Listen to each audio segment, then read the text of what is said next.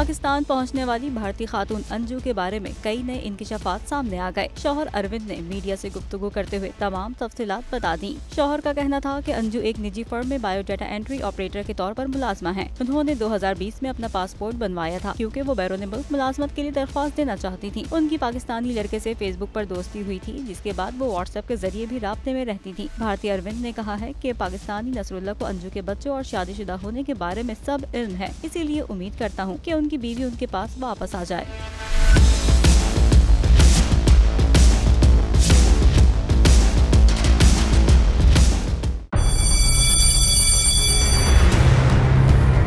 जामियात में चलता गोरख धंधा,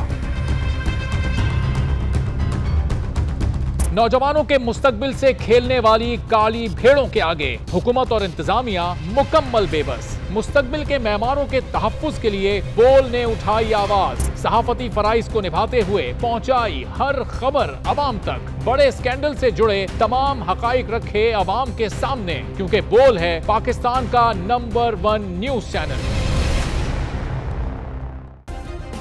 सब्सक्राइब करें और बेल दबाएं ताकि कोई खबर रह न जाए।